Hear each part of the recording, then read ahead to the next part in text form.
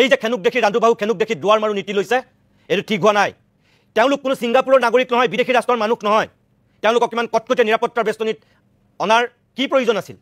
কিয় কোনে তেওঁলোকক গাহৰি মাংস খুৱাইছিল কোনে ঔটেঙাৰ দিয়া তৰকাৰী খোপা খাই খালী পেটতে জুবিনক খাবলৈ দিছিল এই কথাবোৰ সাংবাদিকে আজি সুধিব পাৰিলেহেঁতেন সেই সুযোগটো আপোনালোকে নিদিলে দক্ষিণ ছাত্ৰ সন্থাৰ সভাপতি উৎপল শৰ্মা আছে মই উৎপল শৰ্মাক অনুষ্ঠানলৈ স্বাগতম জনাইছোঁ অসম জাতীয়তাবাদী যুৱ ছাত্ৰ পৰিষদৰ সভাপতি পলাশ চাংমাই আছে মই পলাশ চাংমাইকো অনুষ্ঠানলৈ স্বাগতম জনাইছোঁ কোচ ৰাজবংশী ছাত্ৰ সন্থাৰ সাধাৰণ সম্পাদক বলৰাম বৰ্মন আছে মই বলৰাম বৰ্মনকো অনুষ্ঠানলৈ স্বাগতম জনাইছোঁ আৰু এগৰাকী গুৱাহাটী উচ্চ ন্যায়ালয়ৰ অধিবক্তা তথা জুবিন অনুৰাগী আৰু জুবিন গাৰ্গৰ এই গোটেই ঘটনাটোৰ সন্দৰ্ভত গুৱাহাটী উচ্চ ন্যায়ালয়ত প্ৰথম যিগৰাকী ব্যক্তিয়ে PIL দাখিল কৰিছিল সেইগৰাকী ব্যক্তি আমাৰ অতিথি সঞ্জীৱ চমৰীয়া মই সঞ্জীৱ চমৰীয়াকো অনুষ্ঠানলৈ স্বাগতম জনাইছোঁ প্ৰথমতে মই উৎপল মই আপোনাৰ কাষলৈকে আহিছোঁ এই যে আজিও একো আৱেগ কমা নাই নিশ্চয় আপুনিও চাগে দেখিছে যে কালিৰ দিনটোত সমাধি ক্ষেত্ৰত কি পৰিৱেশৰ সূচনা হৈছে তাৰ এদিন আগত এজন যুৱকে কেনেকৈ লগুণ ছিঙি দি জুবিন গাৰ্গৰ আদৰ্শৰে অনুপ্ৰাণিত হোৱাৰ কথা কৈছে ঠিক একেধৰণে এতিয়া বিভিন্নজনে এইবাৰ আনকি আতচবাজি ফটকা এইবোৰ ফুটোৱাৰ বিৰুদ্ধে মাত মাতিছে যে জুবিন গাৰ্গৰ কাৰণেই এইবাৰ আমি তেনেকুৱা আনন্দ ফূৰ্তি কৰাৰ পৰা বঞ্চিত থাকোঁ অকল চাকি জ্বলাওঁ এনেকুৱা পৰিৱেশলৈকে গুচি গৈছে আৰু সেইদিনাখন পূজা শেষ হ'ল কিন্তু পূজা এইবাৰ নিস্তেজ মোটামুটি কি ব্যৱসায় বাণিজ্যই কওক কি পূজা মণ্ডপতেই কওক সকলোতে এটা বেলেগ পৰিৱেশ বহুত অসমৰ মানুহে চাগে এনেকুৱা পৰিৱেশ মই ভাবোঁ কেতিয়াও দেখাই নাছিল প্ৰথমবাৰৰ কাৰণে হৈছে এই যিটো আৱেগ এই যে যিটো শংকা মানুহৰ মনত আছে আপুনি কি বুলি ভাবে যে এইটো হ্ৰাস কেতিয়া হ'ব সঁচাকৈ ন্যায় নোপোৱা পৰ্যন্ত অসমীয়া মানুহ এবাৰ কি ক্ষান্ত নহ'ব নেকি তাৰমানে চৰকাৰে যিমানেই যি কথা নকওক কিয় আমি এটা জাতীয় শোকৰ মাজেৰে পাৰ হৈ আছোঁ অসমৰ ইতিহাসত পূৰ্বে এনেকুৱা দিন কোনোবাই দেখিছেনে নাই নাজানো কিন্তু আমাৰ প্ৰজন্মটোৱে বা বৰ্তমান জীৱিত লোকসকলে নিজৰ জীৱনকালত যে আকৌ এনেকুৱা এটা সময় দেখিম যেতিয়া এটা জাতি ৰাজপথত ওলাই আহিছিল এজন ব্যক্তিক বিদায় দিবৰ কাৰণে এটা জাতিয়ে শোক একে সমানে পালন কৰিছিল এনেকুৱা সময় যে আমি আৰু পাম আমি নাভাবোঁ 25টা দিন পাৰ হৈ গৈছে আৰু এই যোৱা 25টা দিনত জুবিন গাৰ্গৰ অনুৰাগী কোনোজনে হয়তো দিনটোত এবাৰৰ কাৰণে হ'লেও নভবাকৈ থকা নাই যে এই বাতৰিটো যদি মিছা হ'লহেঁতেন জুবিন গাৰ্গ যদি জীয়াই থাকিলেহেঁতেন জুবিন গাৰ্গৰ গীতসমূহ শুনি থাকোঁতে এতিয়া আপুনি ছ'চিয়েল মিডিয়া স্ক্ৰল কৰিলে অকল জুবিন গাৰ্গৰ ৰীল দেখিব তেখেতৰ পুৰণা ইণ্টাৰভিউসমূহ আপোনালোকেও বজাই আছে সেই সকলোবোৰ দেখি থাকোঁতে কোনোবা মুহূৰ্তত বিশ্বাস নহয় যে এই মানুহজন আমাৰ মাজত নাই গতিকে এতিয়া তাতকৈ দুৰ্ভাগ্যজনক কথাটো হৈছে যে প্ৰাণৰ শিল্পীগৰাকীৰ কাৰণে ন্যায় বিচাৰি গোটেই জাতিটোৱে আন্দোলন কৰিব লগা হৈছে একদম যিগৰাকী শিল্পীক এটি শিশুৰ দৰে আবদাৰ কৰি ৰাখিছিলে তেখেতৰ পত্নী গৰিমা শইকীয়া গাৰ্গে এতিয়া দুভাগ নিশা ফেচবুকত লিখিব লগা হৈছে #justice4Jubin Garg তেওঁ সমাধি ক্ষেত্ৰত গৈ কান্দি কান্দি মানুহক অনুৰোধ কৰিব লগা হৈছে যে শিল্পীগৰাকীৰ ন্যায়ৰ বাবে আপোনালোকে মাত মাতক গতিকে এই পৰিৱেশটো অসমত কোনো জুবিন অনুৰাগীয়ে চাবলৈ বিচৰা নাছিলে জুবিন গাৰ্গৰ প্ৰতি শুভাকাংক্ষা থকা কোনো ব্যক্তিয়ে এই পৰিৱেশটো সূচনা হোৱাটো বিচৰা নাছিলে এটা কথা স্পষ্ট যে জুবিন গাৰ্গৰ আশে পাশে তেওঁৰ জীৱনকালত ঘনিষ্ঠ হিচাপে থকা এছাম ব্যক্তিয়ে কেঁকুৰাৰ দৰে খুলি খুলি খালে সেই মানুহজনৰ সুবিধা উঠালে আৰু শেষত সেই মানুহবোৰে মানুহজনক অৱহেলা কৰি কৰি মৃত্যুৰ মুখলৈ ঠেলি দিলে আৰু সেইকাৰণে এই মানুহবোৰক অসমীয়া গোটেই জাতিটোৱে জাতীয় শত্ৰু হিচাপে গণ্য কৰিছে আৰু এই কথাটো স্পষ্ট যেতিয়ালৈকে এই ব্যক্তিসকলে আদালতৰ মজিয়াত দোষী সাব্যস্ত হৈ শাস্তি নাপাব কঠোৰ দৃষ্টান্তমূলক আইনী শাস্তি যেতিয়ালৈকে ব্যক্তিসকলে নাপাব তেতিয়ালৈকে জাতিটো ক্ষান্ত নহয় তেতিয়ালৈকে মানুহে ন্যায় পাইছো বুলি আশ্বস্ত নহয় আৰু তেতিয়ালৈকে গণজাগৰণটো অব্যাহত থাকিব এতিয়া আমাৰ কাৰণে দুটা পথ খোলা আছে জুবিন গাৰ্গৰ সৃষ্টি তেখেতৰ চেতনা তেখেতৰ আদৰ্শক আমি আগবঢ়াই লৈ যাব লাগিব সেইটোৰ কাৰণে দীৰ্ঘম্যাদী পৰিকল্পনা লাগিব দ্বিতীয়টো কথা হৈছে শিল্পীগৰাকীৰ বাবে ন্যায় শিল্পীগৰাকীটো ঢুকাই গ'ল তেওঁৰ বিয়োগ হ'ল তেওঁৰ বৰ্তমান কিন্তু প্ৰাণৰ শিল্পীগৰাকী হেৰাই গ'ল বুলি প্ৰতিদিনে সেই দুখটো উপলব্ধি কৰি কৰি জীয়াই থাকিব লগা তেওঁৰ কোটি কোটি অনুৰাগীৰ কাৰণেই ন্যায় আচলতে আৰু যেতিয়ালৈকে এই ন্যায় সাব্যস্ত নহ'ব যেতিয়ালৈকে শিল্পীগৰাকী যাৰ অৱহেলাৰ ফলত আমাৰ মাজৰ পৰা হেৰাই গ'ল সেই দুষ্কৃতিকাৰীসকলে সেই অপদাৰ্থ অলগদ্ধসকলে যেতিয়ালৈকে শাস্তি নাপাব তেতিয়ালৈকে জাতিটো ক্ষান্ত নহয় আৰু আমাৰ এই মুহূৰ্তত এটাই দাবী জুবিন গাৰ্গে ন্যায় পাব লাগিব তাৰ কাৰণে পানী নসৰকা ধৰণৰ নিৰপেক্ষ তদন্ত হ'ব লাগিব চাৰ্জশ্বিটখন এই ধৰণেৰে তথ্য প্ৰমাণেৰে সৈতে সাজু কৰিব লাগিব যাতে আদালতত আইনৰ সুৰুঙাৰে দোষী হাৰি যাব নোৱাৰে আৰু দোষীয়ে কঠোৰ দৃষ্টান্তমূলক শাস্তি পাব লাগিব এইটোৱে ন্যায় মই ধন্যবাদ জনাইছোঁ আকৌ আহিম আমাৰ মাজত যেহেতু সঞ্জীৱ চমৰীয়া আছে এগৰাকী অধিবক্তা এইমাত্ৰ উৎপল শৰ্মাই যিটো কথা কৈছে পানী নসৰকা এখন চাৰ্জশ্বিট হ'ব লাগিব বহুত মানুহে আশংকা ব্যক্ত কৰিছে আপুনি যিহেতু এগৰাকী অধিবক্তা আৰু আপুনি প্ৰথমজন ব্যক্তি যি PIL দিছিল গুৱাহাটী উচ্চ ন্যায়ালয়ত যতদূৰ সম্ভৱ 19 তাৰিখে জুবিনৰ ঘটনা ঘটিছে আপুনি 25 তাৰিখ মানেই PIL দিছিল আপুনি মোক এটা কথা কওকচোন যে পানী নসৰকা তদন্তৰ কথা সকলোৱে কৈ আছে কিন্তু বহুত ব্যক্তিৰ পৰা মই নিজে শুনা মতে যে এয়াই গৈ পেলাই আপোনাৰ যেতিয়ালৈকে স্পট ভেৰিফিকেশ্যন নকৰে বা সেই জেগালৈ নাযায় তাত চাৰ্জশ্বিট কেনেকৈ দিব তেওঁলোকে চাওক মূল বিষয়টো এনেকুৱা যি আমাৰ মানুহৰ যিটো আৱেগ সেই আৱেগটো আপোনালোকে বেলেগ স্থানত হ'ব লাগিব আৰু যিটো আইনী প্ৰক্ৰিয়া সেইটো তাৰ এটা স্থানটো বেলেগ সম্পূৰ্ণ এতিয়া আইনী প্ৰক্ৰিয়াত আমি যদি দেখিবলৈ যাওঁ তেনে ক্ষেত্ৰত আমাৰ ধৰি লওক যিটো BNSৰ যিটো ধাৰা আছে তাত স্পষ্টকৈ কোৱা আছে যে এনেকুৱা কেছত তেখেতসকলে চাৰ্জশ্বিটটো 90 ডেজৰ ভিতৰত তেওঁলোকে ছাবমিট কৰিব লাগিব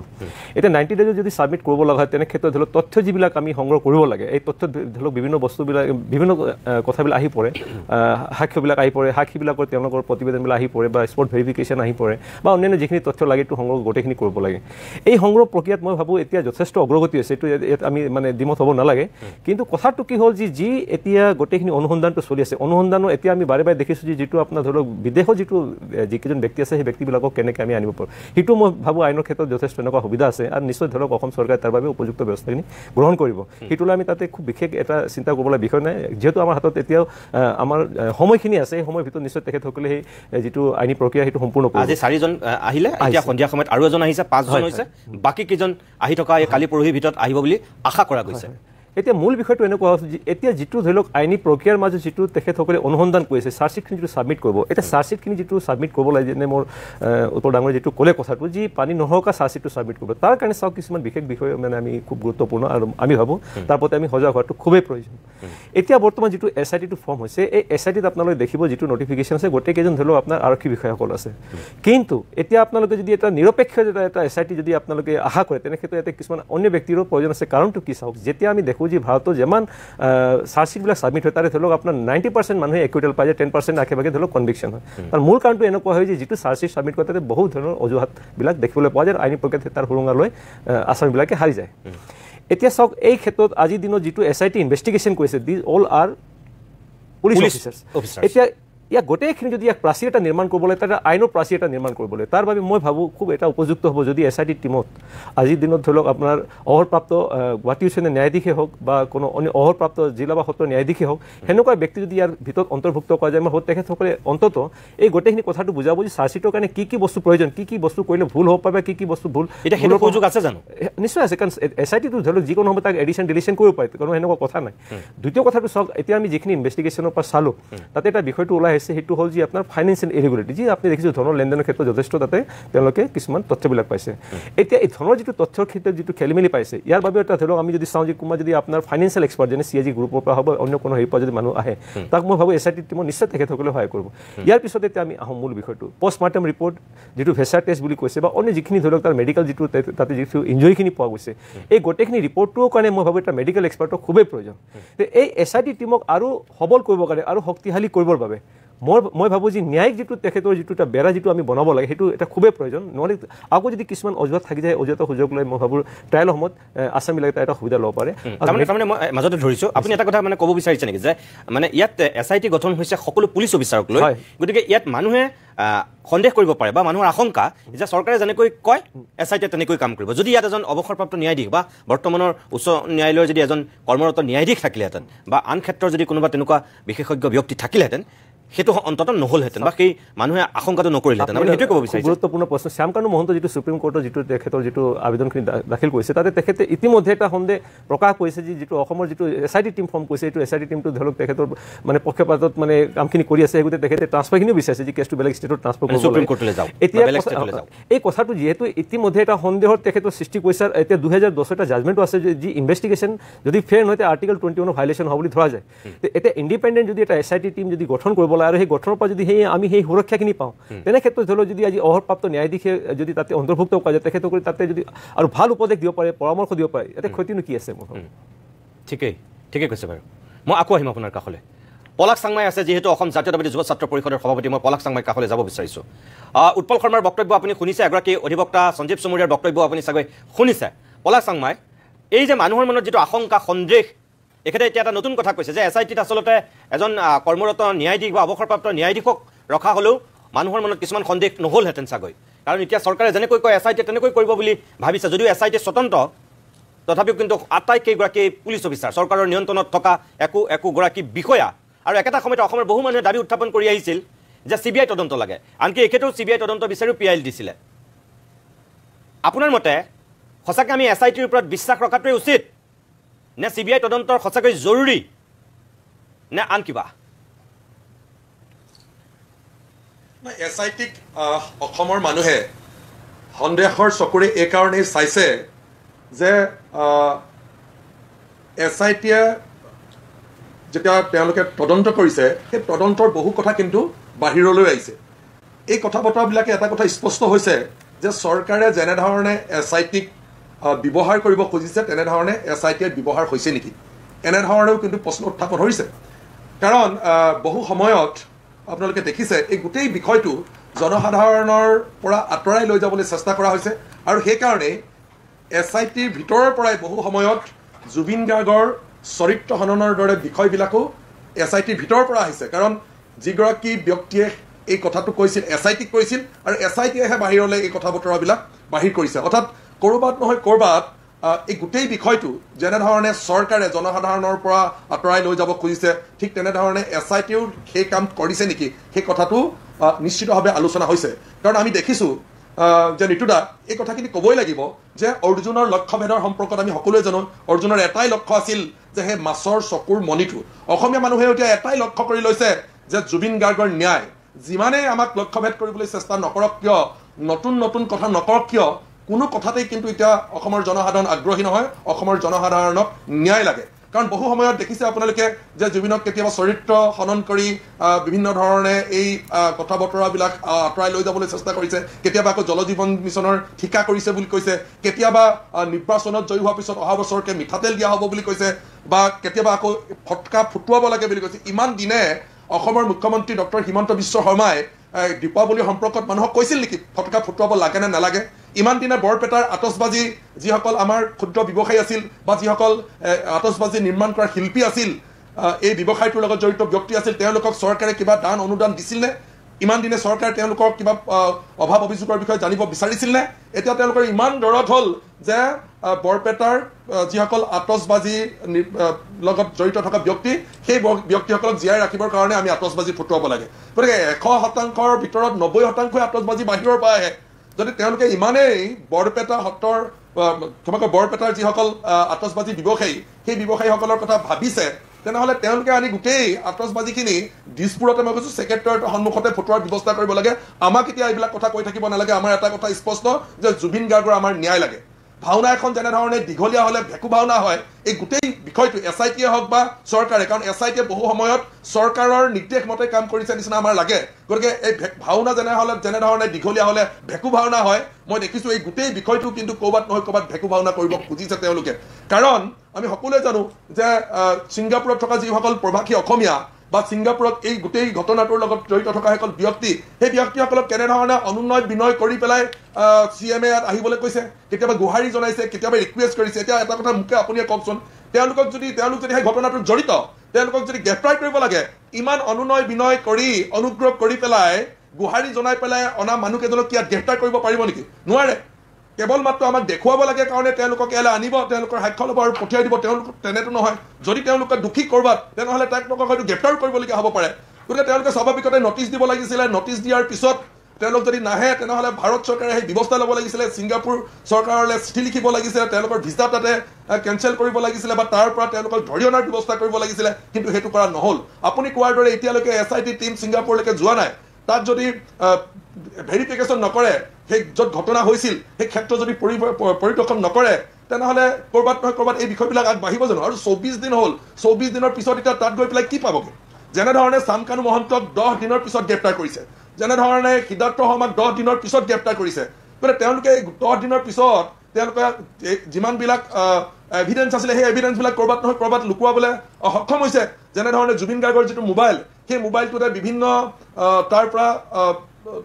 ডিলিট কৰা হৈছে বিভিন্ন হয়তো তথ্য ডিলিট কৰা হৈছে বা বিভিন্ন বিষয় তাৰ পৰা ডিলিট কৰা হৈছিল গতিকে এই যিমানে ডিলে কৰিব মই ভাবোঁ সিমানে ক'ৰবাত নহয় ক'ৰবাত এই বিষয়টো ন্যায় প্ৰদান কৰাৰ ক্ষেত্ৰত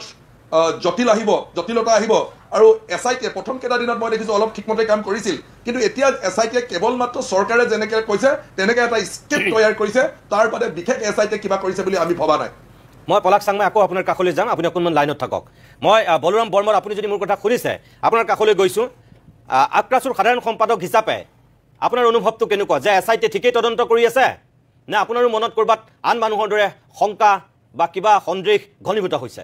পলাশ চাংমাই কৈছে যে দীঘলীয়া কৰিছে আৰু এখন দীঘলীয়া ভাওনা যেনেকৈ ভেকু ভাওনা হয় তদন্তৰ নামতো এতিয়া কিছুমান অলাগতিয়ালভাৱে দীঘলীয়া কৰি থকাহে পৰিলক্ষিত হৈছে আপোনাৰ বক্তব্য কি এই ক্ষেত্ৰত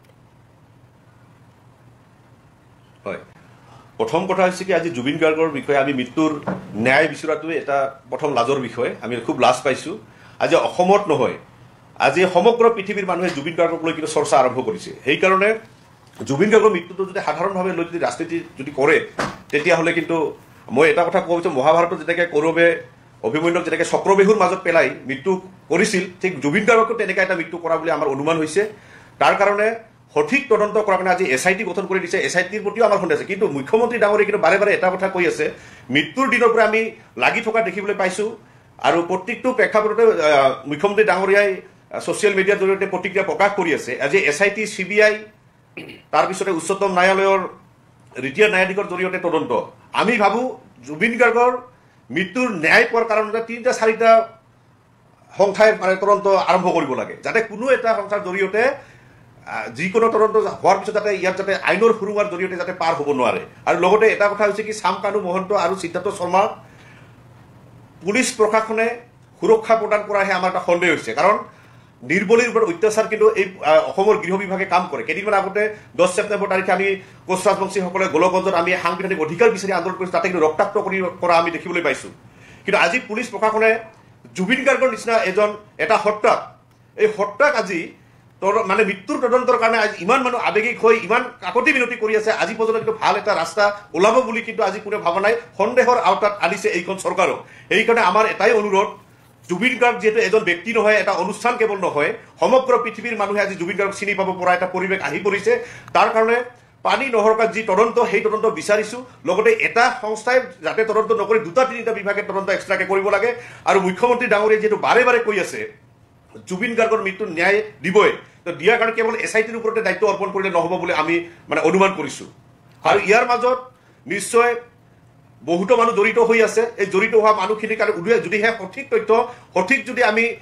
তদন্তটো যদি আগবাঢ়িব লাগে তেতিয়াহ'লে মই এটা কথা ভাবোঁ চামকানু মহন্ত আৰু সিদ্ধাৰ্থ শৰ্মাৰ দুজনৰ এজনক মোটামুটি বাহিৰত ফুৰাবলৈ লৈ যাব লাগে আৰু দৌৰিবলৈ এজনক দিব লাগে তেতিয়া কিন্তু এজনে গোটেই কথাখিনি কোৱাৰ কাৰণে কিন্তু মানে বাধ্য হৈ পৰিব ঠিক আছে বলৰাম বৰ্মন মই আপোনাক ধন্যবাদ জনাইছোঁ অকণমান লাইনত থাকক বাণিজ্যিক বিৰতি ল'বৰ হৈছে অভিজ্ঞতা অকণমান সময়ৰ কাৰণে বিৰতি লৈ লওঁ তাৰপিছত এখেতসকলৰ মাজলৈ উভতি আহিম কিছু সময় বাণিজ্যিক বিৰতিৰ পিছত আমি উভতি আহিছোঁ অভিমতৰ পৰৱৰ্তী অংশলৈ মই আকৌ উৎপল শৰ্মা মই আকৌ আপোনাৰ কাষলৈ আহিছোঁ এই কিছু সময়ৰ পূৰ্বে পলাশ চাংমাই আতচবাজিৰ কথা এটা কৈছিল মই মাননীয় মুখ্যমন্ত্ৰী হিমন্ত বিশ্ব শৰ্মাই এই ক্ষেত্ৰত এটা বক্তব্য আছে যিহেতু মই এই কথাটো এইকাৰণে আনিব বিচাৰিছোঁ যে আৱেগটো এতিয়া সেই পৰ্যায়ত আছে যে দীপাৱলীত আগতীয়াকৈ ফটকা নুফুটাবৰ কাৰণে বহু মানুহে আহ্বান জনাইছে মুখ্যমন্ত্ৰীয়ে তাৰপিছত প্ৰতিক্ৰিয়া দিব লগা হৈছে আৰু মুখ্যমন্ত্ৰীৰ বক্তব্যৰ পিছত আকৌ ৰাজ্যত প্ৰতিক্ৰিয়াৰ সৃষ্টি হৈছে এইমাত্ৰ পলাশ চাংমাই যিটো কথা ক'লে মুখ্যমন্ত্ৰীৰ বক্তব্যটো মই দৰ্শকসকলক এবাৰ দেখুৱাই লওঁ আৰু তাৰপিছত এই উৎপল শৰ্মাৰ কাষলৈ মই আহিম কালি আমাৰ হিমন্ত বিশ্ব শৰ্মাই যিকেইটা কথা কৈছিল মই ভাবোঁ যে তেখেতে বৰপেটাৰ সেই ব্যৱসায়ীসকলৰ সমৰ্থন কৰি পেলাই কথাটো কৈছিল আৰু আজি ৰাজ্যত প্ৰতিক্ৰিয়া হৈছে যে সেই ব্যৱসায়ীকেইজনৰ ক্ষেত্ৰত এইটো স্থিতি মুখ্যমন্ত্ৰীয়ে লোৱাতকৈ বেলেগ এটা পথ আছিল না চাওক আতচবাজিৰ কথাটো এনেকুৱা জুবিন গাৰ্গৰ মৃত্যুৰ পাছত মই কৈছোঁ যে আমি এটা জাতীয় শোকৰ মাজেৰে পাৰ হৈ আছোঁ অসমত আগতে বোধহয় এনেকুৱা পৰিৱেশ কেতিয়াও সৃষ্টি হোৱা নাই আমি জনাতটো নাই হোৱা আপোনালোকে বেছি জানিব পাৰে যে যেতিয়া এজন ব্যক্তিৰ মৃত্যুত মানুহ হৈছিল কিন্তু এনেকৈ মানে জুবিন গাৰ্গৰ মৃত্যুৰ পাছত অসমৰ প্ৰতিখন ঘৰেই যেন নিজৰ পৰিয়ালৰ এজন সদস্য হেৰুৱাইছে সকলোৰে সেই অনুভৱ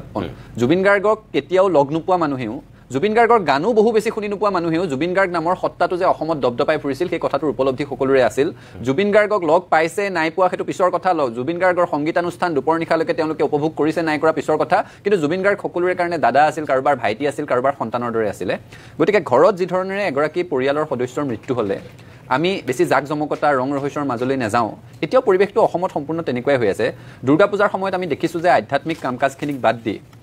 বেছি জাক জমকতাৰ দিশলৈ কোনোখন পূজা সমিতিয়ে যোৱা নাই বা ৰাইজেও কোনো জাক জমকতাক আঁকোৱালি লোৱা নাই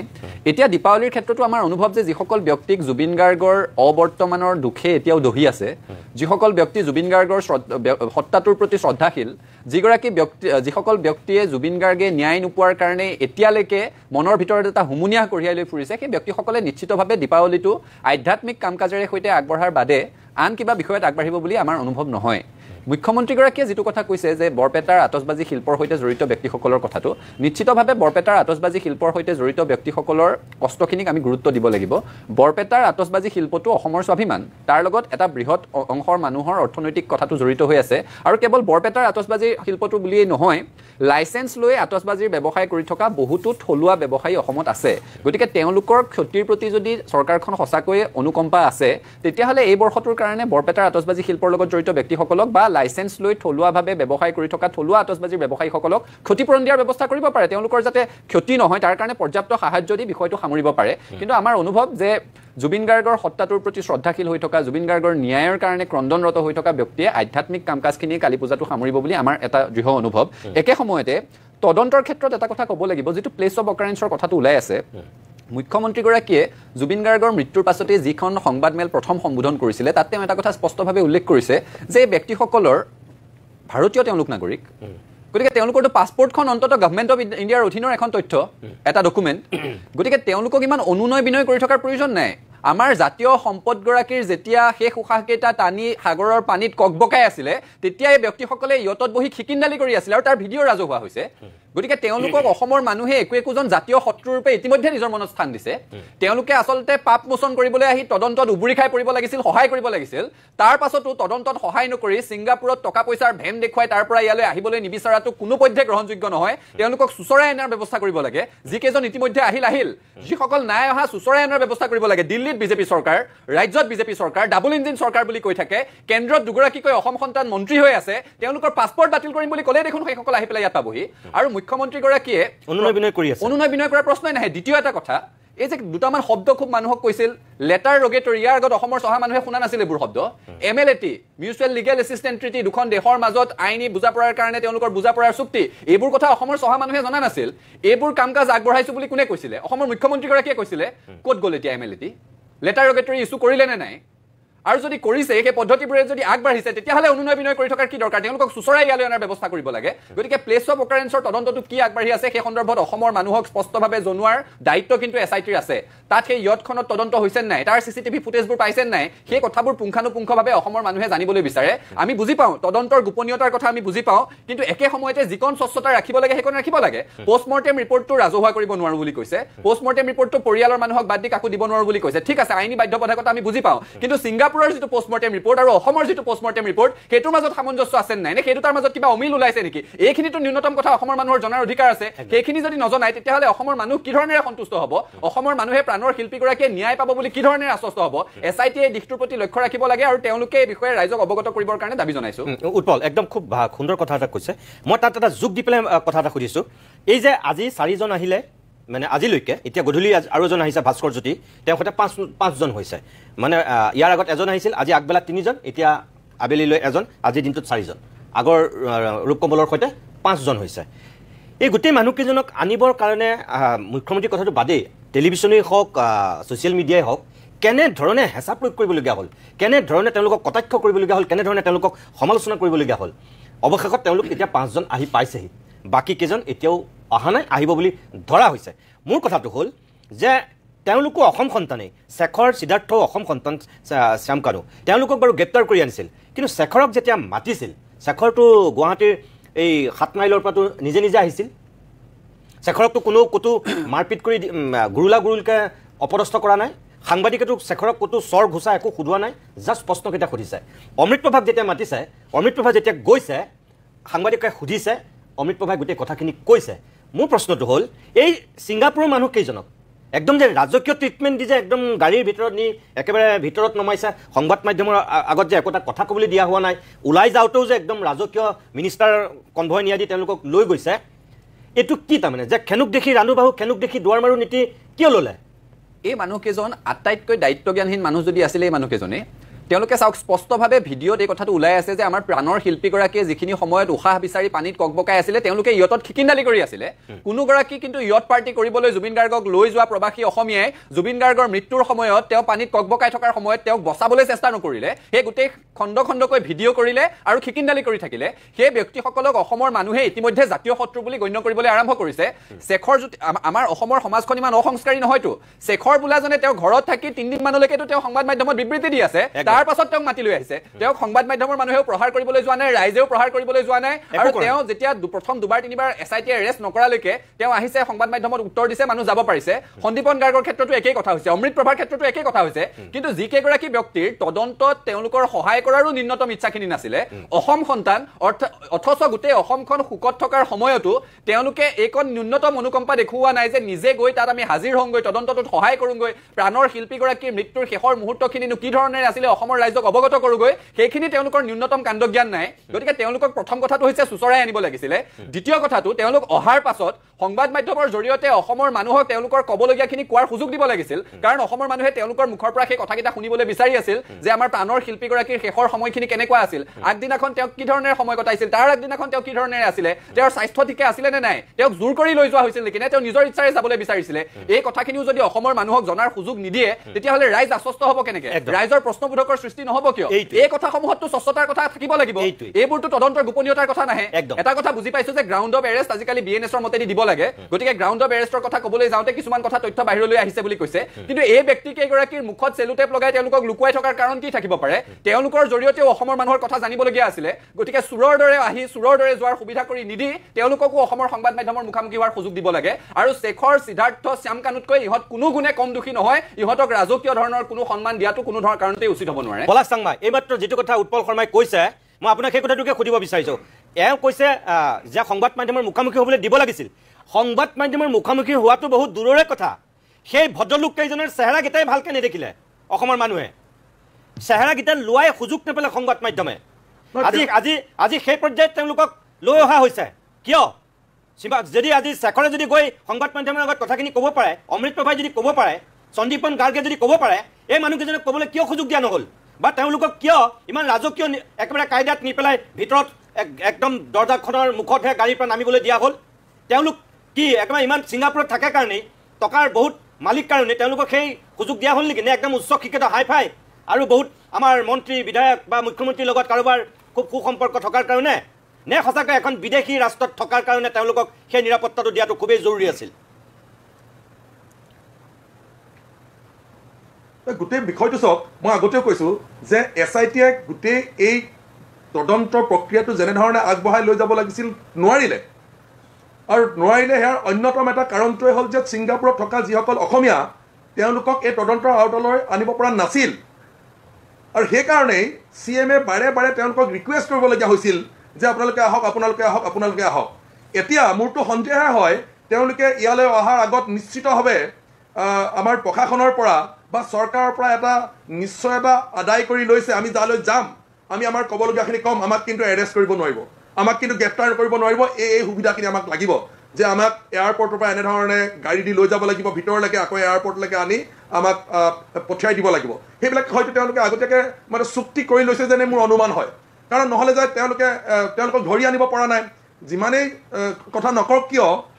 তেওঁলোক নাহিলে যে এই গোটেই প্ৰক্ৰিয়াটো নাবাঢ়ে প্ৰক্ৰিয়াটোক আগবঢ়াবৰ কাৰণেই আমাৰ মানুহক দেখুৱাবলৈকে এইখিনি কৰিছে নেকি তেতিয়াতো আমাক ন্যায় প্ৰদান কৰা নহ'ব যদি আমাৰ অসমৰ মানুহৰ খুবখিনি প্ৰশমিত কৰিবৰ কাৰণে আমাৰ মানুহক দেখুৱাবলৈ যদি তেওঁলোকক এনেধৰণে এটা অৰ্গেনাইজ কৰি পেলাই অনা হৈছে তেনেহ'লে নিশ্চিতভাৱে মই ভাবোঁ এইটো আমাক ন্যায় দিয়া নহ'ব আমাক অন্যায়হে কৰা হ'ব ক'ৰবাত নহয় ক'ৰবাত আপোনালোকে চাব চৰকাৰে এই গোটেই বিষয়টোত সাংঘাতিকভাৱে অস্বস্তিত পৰিছে আৰু সেইকাৰণেই তেওঁলোকে মুখামুখি হ'ব পৰা নাই কোনো এটা কথাত প্ৰত্যেকটো কথাই পিছুৱাই আছে আন এটা বিষয় এই কথাটো এইকেইদিন খুব বেছি আলোচনা হোৱা নাই যে গুৱাহাটী উচ্চ ন্যায়ালয়ৰ নেতৃত্বত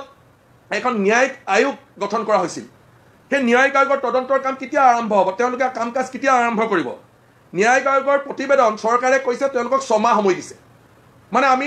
ন্যায়িক আয়োগৰ প্ৰতিবেদনলৈকে আৰু 6 মাহ লাগিব কিয় 2 মাহৰ ভিতৰত কিয় এমাহৰ ভিতৰত কিয় 3 মাহৰ ভিতৰত যদি তেওঁলোকক টাইম এক্সটেনশ্যন লাগে তেনেহ'লে এই আয়োগখনে নিজে এক্সটেনশ্যন ল'ব চৰকাৰে পোনে 6 মাহ দি দিছে সময় তাৰমানে এই 6 মাহ প্ৰতিবেদনৰ পিছত তেওঁলোকে আৰু যদি টাইম এক্সটেনশ্যন বিচাৰে মানে আৰু দীঘলীয়া হ'ব আৰু দিলে হ'ব গোটেই বিষয়টো চৰকাৰে তেওঁলোকৰ চৰকাৰে চাগে এইকাৰণে 6 মাহ দিছে 6 মাহ আজিৰ পৰা যদি 6 মাহ হিচাপ কৰে তেতিয়া ইলেকশ্যনৰ কাৰণে ৰাজ্যত একদম ধুমুহা বলি থাকিব মাৰ্চ পাবগৈ এপ্ৰিলত ইলেকশ্যন মাৰ্চত আৰু তেতিয়া এইবিলাকলৈ কাৰো সময় নাথাকে মানে জুবিন গাৰ্গে এতিয়া ন্যায় একজেক্টলি মই সেইকেইটা কথাকে ক'ব খুজিছোঁ যে জুবিন গাৰ্গে ন্যায় পাওক নাপাওক কিন্তু জনসাধাৰণৰ খুব প্ৰশমিত কৰিব লাগে কাৰণ আমি কা আন্দোলনৰ সময়তো দেখিছোঁ কেব আন্দোলনৰ সময়তো দেখিছোঁ যে তেওঁলোকে কেনেধৰণে আমাক সেই সময়ত কেব কা আন্দোলন চলি থাকোঁতে তেওঁলোকে কৈছিল নাই ক্লজ 6 যেনেকৈ ধৰণে বিচাৰে আমি তেনেকৈ দি দিম 6 জনগোষ্ঠীক আমি জনজাতিকৰণ কৰি দিম এইখিনি এইকাৰণে কৈছিল যে জনসাধাৰণৰ ক্ষোভবিলাক প্ৰশমিত কৰিব লাগে এতিয়াও এইটো ডিলে কৰি কৰি কৰি কৰি পিছলৈ ঠেলি ঠেলি তেওঁলোকে জনসাধাৰণৰ যি ক্ষোভ সেই ক্ষোভ প্ৰশমিত কৰিব বিচাৰিছে কিন্তু মই এটা কথা আগতেও কৈছোঁ যিয়েই নকওক কিয় অসমীয়া মানুহে লক্ষ্য স্থিৰ কৰি লৈছে অৰ্জুনে লক্ষ্য স্থিৰ কৰাৰ দৰে যে আমাক ন্যায় লাগিব তাৰ বাদে আমাৰ মানুহে কেতিয়াও অন্য কথাত বিচলিত নহয় এতিয়া জুবিন গাৰ্গৰ বিষয়ে আমি এই সময়ত যিমানবিলাক ভাল ভাল কথা চৰকাৰে সেই কথাবিলাক যেনেধৰণে আগবঢ়াই দিব লাগিছিল তেনে চৰকাৰেই নহয় আপোনালোকে জানে যে আমাৰ এটা ইণ্টাৰভিউ মই দেখিছোঁ শ্বেয়াৰো কৰি থৈছোঁ সেইটো আপোনাৰ লগত হোৱা যিটো ইণ্টাৰভিউ জুবিন গাৰ্গক এতিয়া আমি কেৱল মাত্ৰ আৱেগেৰে নহয় আমি এতিয়া বিবেকেৰেও ভাল পাওঁ কাৰণ জুবিন গাৰ্গ এনে এজন ব্যক্তি ৩৮,০০০ গীত যিগৰাকী ব্যক্তিয়ে গাইছে ৬-৭,০০০ গীত নিজে ৰচনা কৰিছে এটা ৭,০০০ গীত নিজে ৰচনা কৰা মানুহজন মানে ৭,০০০ পৃষ্ঠা ৭,০০০ পৃষ্ঠা মানে কিমানখন কিতাপ লিখি থৈ গ'ল জুবিন গাৰ্গে ৭,০০০ পৃষ্ঠাত ১০০ পৃষ্ঠাকেও যদি হয় তেনেহ'লে কিমানখন পৃষ্ঠা ২০০ পৃষ্ঠাকে হ'লেও কিমানখন কিতাপ লিখি থৈ গ'ল তাৰপিছত চিনেমা ইত্যাদি ইত্যাদি এইবিলাকতো আছেই গতিকে জুবিন গাৰ্গৰ সেই ভাল ভাল কথাবিলাক আলোচনা নহ'ল আপোনাৰ লগতে হোৱা ইণ্টাৰভিউটো জুবিন গাৰ্গে সুধাকান্ত ডক্টৰ ভূপেন হাজৰিকাৰ বিষয়ে যিখিনি কথা কৈছে মই ভাবোঁ ভূপেন হাজৰিকাৰ বিষয়ে বিশ্লেষণ জুবিন গাৰ্গে যেনেধৰণে কৰি থৈ গৈছে আমাৰ অসমত আৰু কোনো মানুহে সিমান সুন্দৰকৈ সিমান মানে স্বচ্ছতাৰে সেই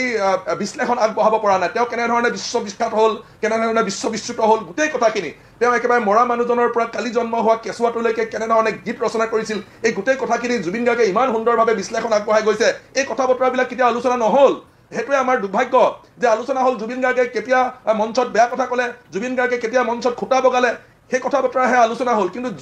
যুগজয়ী যিবিলাক সৃষ্টি ৬-৭,০০০ গান যিজন মানুহে লিখিলে সেই মানুহজনে কিমান এজন মানে জাতিটোৰ কাৰণে কিমান সম্পদ আছিল জাতিটো কেনেধৰণে চহকী কৰি থৈ গ'ল এই কথাবিলাক আগত আলোচনা নহ'ল গতিকে মই ভাবোঁ এতিয়াও সময় আছে এই কথা বতৰাখিনি যিবিলাক মানুহে ইণ্টেলেকচুৱেলি অসমখনক আগবঢ়াই লৈ যাব খোজে সেই মানুহবিলাকে জুবিন গাৰ্গৰ ওপৰত চৰ্চা কৰক ইমান দিনতো নকৰিলেই তেওঁৰ বেয়া কথাখিনিহে দেখি আহিলে তেওঁলোকক সমালোচনা কৰি আহিলে এতিয়া যিবিলাক ইণ্টেলেকচুৱেল মানুহ আছে আমাৰ ৰাজ্যখনক ইণ্টেলেকচুৱেলি আগবঢ়াই লৈ যাব খোজে তেওঁলোকে গীত মাত জুবিন গাৰ্গৰ যিমান সৃষ্টিৰাজি এইবিলাকৰ বিষয়ে অধ্যয়ন কৰক অধ্যয়ন কৰি লিখা মেলা কৰি পেলাই আমাৰ উত্তৰ প্ৰজন্মৰ কাৰণে এইবিলাক তেওঁলোকে দি যাওক ঠিক আছে পলাক মই অকণমান সময়ৰ কাৰণে আকৌ বাণিজ্যিক বিৰতি ল'ম তাৰপিছতে পৰৱৰ্তী অংশলৈ উভতি আহিম বিৰতিৰ পিছত আমি উভতি আহিছোঁ আজিৰ অনুষ্ঠানটোৰ শেষ অংশলৈ মই কিছু সময় পূৰ্বে কৈছিলোঁ যে আতচবাজীৰ ক্ষেত্ৰত মুখ্যমন্ত্ৰীৰ যিটো বক্তব্য অকণমান মই আপোনালোকক দেখুৱাই ল'ব বিচাৰোঁ তাৰপিছত এখেতসকলৰ মাজলৈ উভতি আহিম শ্ৰদ্ধাৰ ৰাইজ আজি মই মোৰ ফেচবুক লাইভত এটা মই বিশেষ কথা ক'ব খুজিছোঁ কাৰোবাৰ লগত হয়তো মোৰ বক্তব্য নিমিলিবও পাৰে কিন্তু ৰাজনীতিত থকা দিনাখনৰ পৰাই মই মোৰ মনৰ কথা স্পষ্টভাৱে ৰাইজক কোৱা বা ৰাইজক মই যি ভাবোঁ তাক স্পষ্টভাৱে প্ৰকাশ কৰাৰ এটা মই সংকল্প লৈছিলোঁ আৰু প্ৰতিকূল পৰিৱেশৰ মাজতো মই স্পষ্টভাৱে কথা কোৱাৰ সদায় চেষ্টা কৰি আহিছোঁ শ্ৰদ্ধাৰ ৰাইজ বৰপেটাৰ আতচবাজী উদ্যোগ অসমৰ থলুৱা উদ্যোগ দীপাৱলীৰ দিনটোলৈকে বৰপেটাৰ আতচবাজীৰ কাৰিকৰসকলে অপেক্ষা কৰে দীপাৱলী আহিব মানুহে আমাৰ আতচবাজী কিনিব আতচবাজী আমি বিক্ৰী কৰিম আৰু সেয়েৰে আমি পৰিয়ালটো চলাম বছৰটো বহুত সপোন লৈ তেওঁলোকে আতচবাজী নিৰ্মাণ কৰে বহুত সপোন লৈ তেওঁলোকে এই থলুৱা শিল্পটোক মুখ্যমন্ত্ৰীৰ বক্তব্য গোটেইখিনি শুনোৱাৰ কোনো প্ৰয়োজন বোধ কৰা নাই যিহেতু আপোনালোকে গমেই পাইছে তেওঁ কি ক'ব বিচাৰিছে এতিয়া মই বৰ্মন শেষবাৰৰ কাৰণে মই আপোনাৰ কাষলৈ গৈছোঁ যে বৰপেটা নিচেই কাষতে আপুনি আছে বঙাইগাঁও জিলাৰ বাসিন্দা পলাক চাংমাই হওক উৎপল শৰ্মাই হওক যে বৰপেটাৰ শিল্পীসকলৰ প্ৰতি শ্ৰদ্ধা জনায়ো কৈছে যে জুবিন গাৰ্গৰ মৃত্যুৰ খাতিৰত চাকি পোহৰ জ্বলাই এইবাৰ দীপাৱলী পাতিব পাৰে আৰু যদি সেই শিল্পটোৰ লগত জড়িত সেই আতচবাজী নিৰ্মাতাসকলৰ কথা যদি ভাবিবই লাগে তেনেহ'লে চৰকাৰে তেওঁলোকক সহায় কৰিব পাৰে আপোনাৰ এই ক্ষেত্ৰত স্থিতি কি মই এইকাৰণে কথাটো কৈছোঁ যে বিহু পতা কমিটিক চৰকাৰে হাজাৰ হাজাৰ টকা দিয়ে দুৰ্গা পূজা পতা কমিটিক চৰকাৰে হাজাৰ হাজাৰ টকা দিছে যদি দুৰ্গা পূজা পতা কমিটিক পইচা দিব পাৰে ৰাস উদযাপন কৰা কমিটিক পইচা দিব পাৰে বিহু পতা মানুহক যদি চৰকাৰে পইচা দিব পাৰে এই আতচবাজী বনোৱা এই 10% মানুহক কেইটকা যাব চৰকাৰখনৰ সাহায্য দিওঁ বুলি ক'লে হিমন্ত বিশ্ব শৰ্মাই সেই কথাটো নকৈ পেলাই যে এই কথাটো কৈছে আপুনি কি বুলি ভাবে আক্ৰাছুৰ এই ক্ষেত্ৰত স্থিতি কি? হয়, মোৰ নিতুমণি ডাবৰ এটা কথা, যোৱাকালি আমি এখন সভাত উপস্থিত আছিলোঁ। সেইখন সভাত যেতিয়া সভাখন অনুষ্ঠিত হৈছিল তাতে জুবিন গাৰ্গৰ গীত গাই সভা আৰম্ভ কৰিছে আৰু শেষতো জুবিন গাৰ্গৰ গান মানে গীত গায়ে সভাখন সমাপ্ত কৰা হৈছে। তাতে আমি দেখিবলৈ পাইছোঁ সকলোৱে থিয় হৈ আই মাতৃসকলৰ পৰা আৰম্ভ কৰি জ্যেষ্ঠ কণমানিসকল সকলোৰে মানে চকুৰ পানী আমি দেখিবলৈ পাইছোঁ। সেইকাৰণে মই মুখ্যমন্ত্ৰী ডাঙৰীক এটা কথা অনুৰোধ কৰিব বিচাৰিছোঁ, জুবিন গাৰ্গৰ মৃত্যুৰ ন্যায় কেৱল কেইজনমান ব্যক্তিয়ে বিচৰা নাই, সমগ্ৰ অসমৰ প্ৰতিটো ঘৰৰ পৰিয়ালে বিচাৰিছে যিহেতু। সেইকাৰণে আপুনি যদি এই উদ্যোগৰ কথা যি কৈ আছে যে ফটকা বেচোৱা, সেইকাৰণে আপুনি আমি অনুৰোধ কৰিছোঁ আৰু আই মাতৃসকলক সেইটো কথা ক'ব, আপুনি 1 মাহৰ অৰুণোদয় আঁচনি টকা এই ইণ্ডাষ্ট্ৰীসকলক দি দিয়ক, কোনেও আপত্তি নকৰে। আৰু লগতে এটা কথা ক'ব বিচাৰিছোঁ, আইনৰ আওতাত অহাৰ পিছত জুবিন গাৰ্গৰ মৃত্যুৰ জাষ্টিছ নাপাব নেকি? তাৰ কাৰণে আজি ছিংগাপুৰৰ পৰা যি এজন দুজনকে মানুহ আহি যি ষ্টেটমেণ্ট লৈ আছে, তেখেতসকলৰ ষ্টেটমেণ্টৰ ওপৰত যদি জুবিন গাৰ্গৰ যদি জাষ্টিছৰ কথাটো আহে, তেতিয়াহ'লে এইটো বিফল হোৱাটো একদম মোৰ মনে কয় এইটো কেতিয়াও মানে জাষ্টিছ নাপায়। এইকাৰণে নাপাব,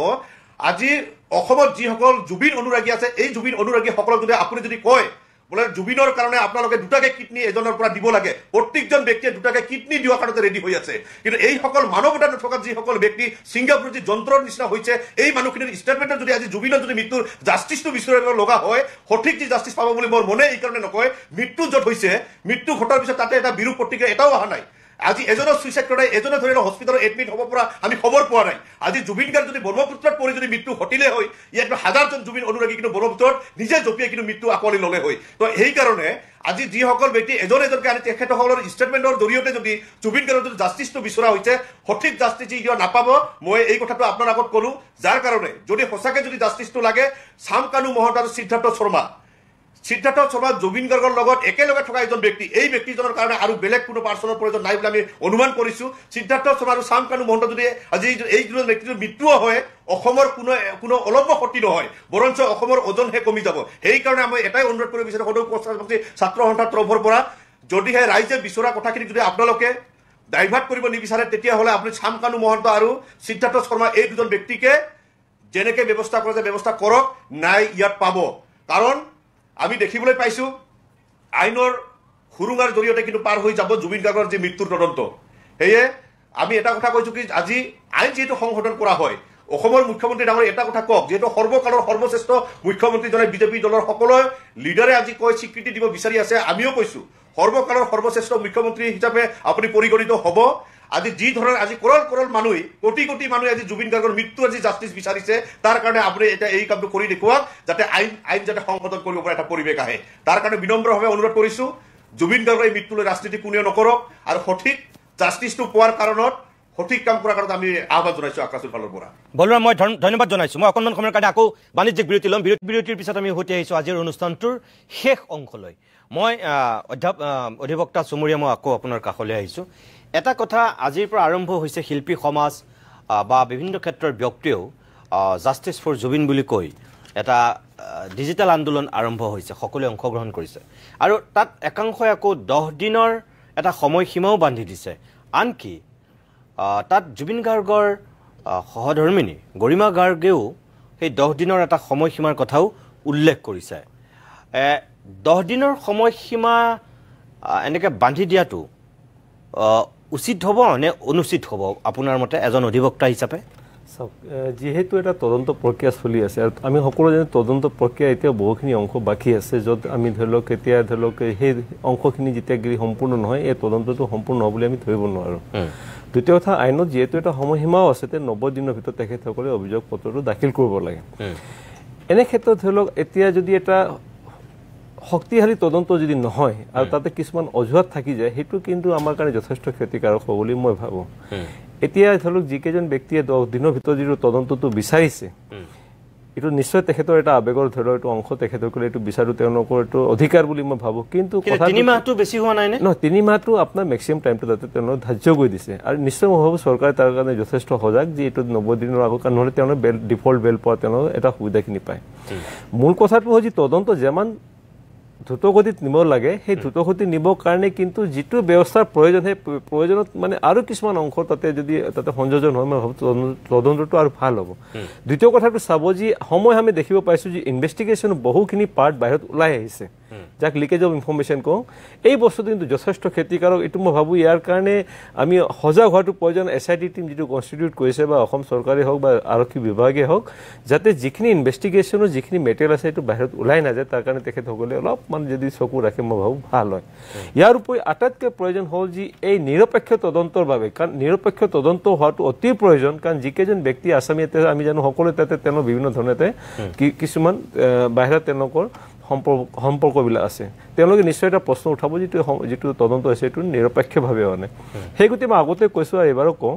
যি এই তদন্তটোৰ ক্ষেত্ৰত আইনীগত যিটো তেওঁলোকৰ যিটো এটা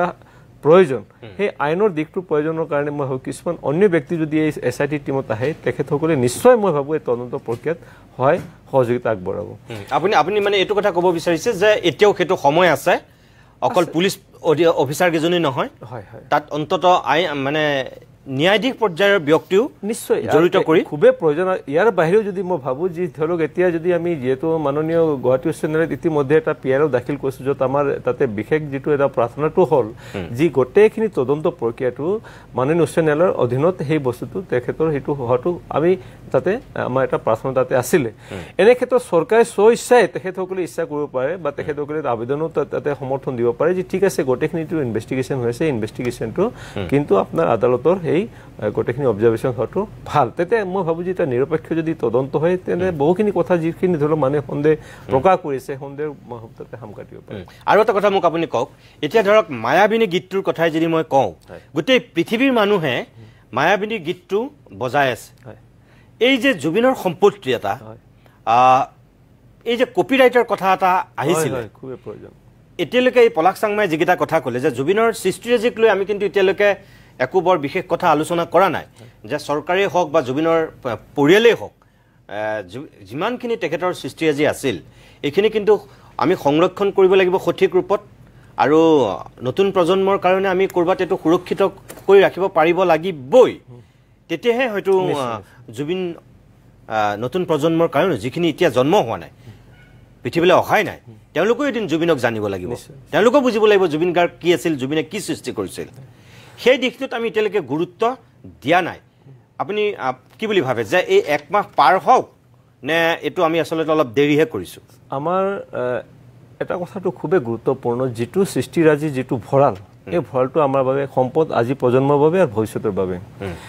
আজি আপোনালোকে চিন্তা কৰি চাওক মই যেতিয়া জুবিন দাক লগ পাইছিলোঁ তেখেতে যেতিয়া একবাৰ মই কথাই ক'লে যি মোৰ মানে 25,000 মই মানে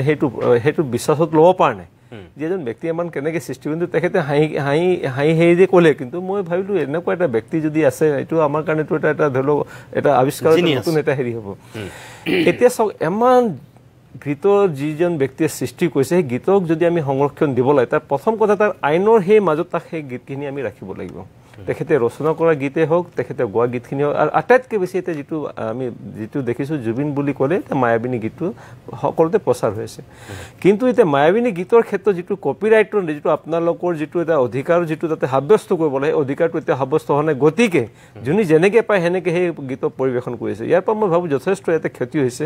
আৰু ইয়াৰে যিটো কপিৰাইটৰ ক্ষেত্ৰত অন্য কিছুমান ধৰি লওক তেখেতৰ যিখিনি সৃষ্টিৰাজি আছে ধৰি লওক চিনেমাই হওক বা চিনেমাৰ গীতবিলাকেই হওক ইয়াতে দুটা তিনিটা বিষয়টো মই খুবেই গুৰুত্বপূৰ্ণ চৰকাৰে তাতে তেখেতসকলে অলপমান মনোনিৱেশ কৰিব লাগে এক নম্বৰ কথা যি জুবিন দাৰ যিখিনি গীত আছে তাক কেনেকৈ কপিৰাইট এক্টত আনিব পাৰে তেখেতসকলে এইটো ব্যৱস্থা কৰক ইয়াৰ বাহিৰে যিটো জুবিন দাৰ আজিৰ দিনত যিখিনি সম্পদ আছে সৃষ্টিৰাজি যিটো তেখেতে লিখিছে হাতে লেখা হওক বা অন্য যিখিনি তাকো তেওঁ সংৰক্ষণৰ ব্যৱস্থা কৰিব লাগে ইয়াৰ বাহিৰে আটাইতকৈ প্ৰয়োজন হ'ল যি আমি শ্ৰীমন্ত শংকৰদেৱ কলাক্ষেত্ৰতে হওক বা অন্য কোনো ঠাইতে হওক এটা মিউজিয়ামটো আমি কৰিব লাগে কাৰণ জুবিন দাক মই এতিয়া যেতিয়া লগ পাইছোঁ তেখেতে কিন্তু মই কথাই ক'লে যি উজন বজাৰ যিটো মই ঘৰটো বনাই আছোঁ সময় তাতে কিন্তু মই এটা মিউজিয়াম বনাম সেই মিউজিয়ামত ধৰি লওক মই বিভিন্ন বস্তু থাকিব তেখেতে নিজৰ টুপি কথাটো স্পেচিফিক তেখেতে কৈছিলে যে টুপিটো কিন্তু তাতে বিভিন্ন ধৰণৰ তাতে থাকিব যিয়ক মই ভাবোঁ তেখেতৰ এটা সপোন আছিলে যিটো তেখেতৰ গোটেইখিনি সৃষ্টি আহিছে এটা সুন্দৰকৈ এটা মিউজিয়াম আকাৰতে ৰূপ ল'ব লাগে অতি শীঘ্ৰে চৰকাৰে এটা কমিটি গঠন কৰক কালচাৰ ডিপাৰ্টমেণ্ট আমাৰ ইয়াতে আছে কালচাৰ ডিপাৰ্টমেণ্ট কমিটি গঠন কৰি আমাৰ নাগৰিক সমাজৰ পৰা হওক বা অন্য ব্যক্তি মানে চৰকাৰৰ পৰা পক্ষৰ পৰা হওক কমিটি এটা গঠন কৰি ইয়াৰ প্ৰক্ৰিয়াটো আৰম্ভ কৰিব লাগে মই ধন্যবাদ জনাইছোঁ মোৰ সময় শেষ হৈছে যিহেতু মই পলাশ চাংমাই শেষত চৰকাৰৰ দৃষ্টিগোচৰ হোৱাকৈ এটা যদি বাক্য ক'বলৈ কওঁ কি ক'ব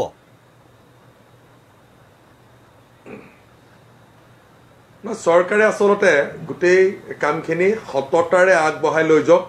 চৰকাৰে কেতিয়াও ভাবি ল'ব নালাগে বিষয়বিলাক যে জুবিন গাৰ্গৰ এই বিষয়বিলাক আমি জনসাধাৰণৰ পৰা অকণমান আঁতৰাই ৰাখোঁ, তেতিয়াহ'লে চৰকাৰৰ হিতে বিপৰীত হ'ব। আটাইতকৈ ডাঙৰ কথাটো আপোনালোকে দেখিছে যে নাইকিয়া কৰি থৈ গ'ল চৰকাৰ বা আমাৰ ৰাজনৈতিক দলবিলাকে ইমান দিনে যি জাত পাতৰ ৰাজনীতি কৰি আছিল, সেই জাত পাতৰ ৰাজনীতি জুবিন গাৰ্গে একেদিনে নাইকিয়া কৰি থৈ গ'ল। এতিয়া তেওঁলোকে আটাইতকৈ বেছি শংকিত হৈ আছে যে মূল যিখন তেওঁলোকৰ অস্ত্ৰ আছিল, মূল যিপাত তেওঁলোকৰ অস্ত্ৰ, সেই অস্ত্ৰপাতে নাইকিয়া হৈ গ'ল। জাত পাত ধৰ্ম সম্প্ৰদায় জুবিন গাৰ্গে একেবাৰে নাইকিয়া কৰি থৈ গ'ল। গতিকে নিশ্চিতভাৱে প্ৰত্যেকটো ৰাজনৈতিক দলে, প্ৰধানকৈ চৰকাৰে, তেওঁলোকে কেৱল মাত্ৰ জাত পাতৰ ৰাজনীতি কৰিয়ে চৰকাৰত বহি থাকিম বুলি ভাবিব নালাগে। বিভিন্ন ধৰণৰ কাৰণে কাম কৰিও চৰকাৰ এখন স্থায়ীভাৱে থাকিব পাৰে। গতিকে এই কথাখিনি জুবিনৰ যিখিনি আদৰ্শ, সেই আদৰ্শখিনি হৃদগত কৰি আগবাঢ়িলে মই ভাবোঁ তেওঁলোকেও এদিন প্ৰিয়পাত্ৰ হ'ব। হয়, মই ধন্যবাদ জনাইছোঁ পলাশ চাংমাই। উৎপল, শেষত মই দুটা কথাই ক'বলৈ বিচাৰিম। প্ৰথম কথা, চৰকাৰৰ প্ৰতি এটাই আমাৰ আহ্বান যে আমাৰ প্ৰাণৰ শিল্পীগৰাকীক ন্যায় দিয়ক। ন্যায় দিবৰ কাৰণে পানী নসৰকা নিৰপেক্ষ তদন্ত হওক আৰু চাৰ্জশ্বিটখন এই ধৰণেৰে আপোনালোকে প্ৰস্তুত কৰক যাতে আইনৰ সুৰুঙাৰে দোষী সাৰি যাব নোৱাৰে। দোষীয়ে কঠোৰ আইনী দৃষ্টান্তমূলক শাস্তি পাব লাগিব। দ্বিতীয় এটা আহ্বান, সেইটো মোকে লৈ আপোনালোকে লৈ সকলোৰে প্ৰতি আমি লক্ষ্য স্থিৰ কৰি আগবাঢ়িব লাগিব। আমাৰ লক্ষ্য হৈছে প্ৰাণৰ শিল্পীগৰাকীৰ ন্যায়। যিবোৰ কথা বতৰাৰ অৱতাৰণে আমাক সেই মূল যুদ্ধখনৰ পৰা, মূল সংগ্ৰামখনৰ পৰা আঁতৰাই দিব পাৰে, দৃষ্টি বেলেগলৈ লৈ যাব পাৰে, সেই কথাবোৰ আমি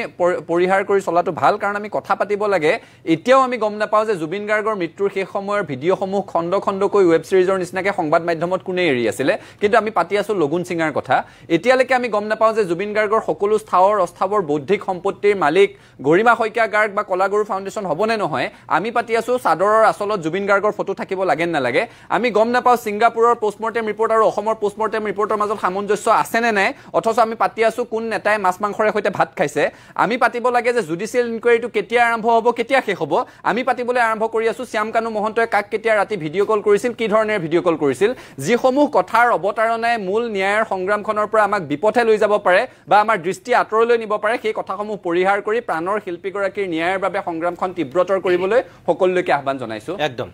মই ধন্যবাদ জনাইছোঁ আটাইকেইগৰাকীকে, বলোৰাম বৰ্মন, সঞ্জীৱ চমৰীয়া, পলাশ চাংমাই আৰু উৎপল শৰ্মা, চাৰিওগৰাকীয়ে যিখিনি কথা কৈছে, সংশ্লিষ্ট পক্ষই এই কথাখিনি গুৰুত্ব দিয়ক। আৰু শেষত আমাৰ দুগৰাকী ব্যক্তিৰ প্ৰতি দুটা আহ্বান। এগৰাকী হৈছে মুন্না প্ৰসাদ গুপ্তা আৰু আনগৰাকী হৈছে অসমৰ মুখ্যমন্ত্ৰী হিমন্ত বিশ্ব শৰ্মা। মুখ্যমন্ত্ৰী হিমন্ত বিশ্ব শৰ্মাই কালি নিজৰ স্থিতিৰ কথা সদৰি কৰি বৰপেটাৰ আতচবাজিৰ ক্ষেত্ৰত যিটো কথা কৈছে, আমিও তেখেতৰ চিন্তাটোক সন্মান কৰিছোঁ। বৰপেটাৰ সেই নিৰ্মাতা শিল্পীসকলক আমি সন্মান কৰিছোঁ আৰু সন্মান কৰি মুখ্যমন্ত্ৰীক কওঁ যে আপুনি যদি এই যে বলোৰাম বৰ্মনে কৈছে 1 মাহৰ অৰুণোদয় মহিলাসকলক কাটি দিয়াই পইচাটো যদি তেওঁলোকক দি দিয়ে মহিলাসকলে বেয়া নাপায়, মই সেইটো কথা নকওঁ। কিন্তু মই এইটো কথা আপোনাক ক'ব পাৰোঁ যে আপুনি যদি পূজাত দিব পাৰে, পূজা কমিটিসমূহক, এই ৰাস আহি আছে, ৰাস কমিটিক যদি আপুনি দিব পাৰে, বহাগ বিহুত যদি বিহু কমিটিক দিব পাৰে, তেনেহ'লে এই মুষ্টিমেয় কেইগৰাকীমান আতচবাজি নিৰ্মাতাক আপোনাৰ চৰকাৰখনে কি এইবাৰ অনুদান এটা দিব নোৱাৰে? এবছৰৰ কাৰণে এবাৰ দিয়ক অনুদান এটা, দি দেখুৱাওক আপুনি। মানুহৰ আৱেগক সন্মান কৰি আতচবাজি ফুটোৱাৰ পৰা এইবাৰ বিৰত থাকক আৰু তেওঁলোকেও সকাহ পাব, এটা অনুদান দিয়াৰ ব্যৱস্থা কৰক। আৰু মুন্না প্ৰসাদ গুপ্তা, এই যে খেনুক দেখি ৰান্ধো বাহু, খেনুক দেখি দুৱাৰ মাৰো নীতি লৈছে, এইটো ঠিক হোৱা নাই। তেওঁলোক কোনো ছিংগাপুৰৰ নাগৰিক নহয়, বিদেশী ৰাষ্ট্ৰৰ মানুহ নহয়। তেওঁলোকক কিমান কটকটীয়া নিৰাপত্তাৰ বেষ্টনীত অনাৰ কি প্ৰয়োজন আছিল? কিয়? কোনে তেওঁলোকক গাহৰি মাংস খুৱাইছিল? কোনে ঔটেঙা দিয়া তৰকাৰী সোপা খাই খালী পেটতে জুবিনক খাবলৈ দিছিল? এই কথাবোৰ সাংবাদিকে আজি সুধিব পাৰিলেহেঁতেন, সেই সুযোগটো আপোনালোকে নিদিলে। ইমান দিনে কিয় অহা নাছিল? তেওঁলোকৰ ভয় ক'ত? এই কথাটো অন্ততঃ সাংবাদিকে আজি সুধিলেহেঁতেন। এইখিনি সোধাৰ পৰা আপোনালোকে বঞ্চিত কৰিছে। আজি অসমৰ সংবাদ মাধ্যমক বঞ্চিত কৰিছে। কিয়? শেখৰক যদি খোজকাঢ়ি যাবলৈ দিব পাৰে, অমৃত প্ৰভাক যদি খোজকাঢ়ি যাবলৈ দিব পাৰে, সন্দীপন গাৰ্গ যদি খোজকাঢ়ি যাব পাৰে আৰু বাকী সোপা যদি খোজকাঢ়ি যাব পাৰে, এইকেইজনক একেবাৰে গাড়ীত উঠাই নিয়াৰ যুক্তি ক'ত আছিল? কি কাৰণে ইমান VIP ট্ৰিটমেণ্ট? তেওঁলোক অসমৰে সন্তান, ছিংগাপুৰত তেওঁলোক থাকিব পাৰে, তেওঁলোক কোনো বিদেশী ৰাষ্ট্ৰৰ স্বনামধন্য ব্যক্তি নহয়। তেওঁলোক আজিৰ দিনত অসমীয়া জাতিৰ শত্ৰু হৈ আছে সেই মানুহকেইজনৰ কথাকেইটা অসমৰ মানুহে আজি জানিব বিচাৰিছিল কিয় তেওঁলোক ইমান দিন অহা নাছিল কিয় মুখ খোলা নাছিল এটা ফেচবুকত বিবৃতি নাই কতো এটা মুখ খোলা নাই সেই মানুহকেইজনক আজি এই আতিথ্য দিয়াৰ কোনো যুক্তি নাছিল আপুনি এবাৰ ভাবি চাব এছআইটিৰ মুৰব্বী হিচাপে খেনুক দেখি ৰান্ধু বাহু খেনুক দেখি দুৱাৰ মাৰু নীতি কিয় লৈছে কাৰ কাৰণে লৈছে কিয় ল'ব লগা হ'ল আজি ৰহিমত ইমানতে সামৰিছোঁ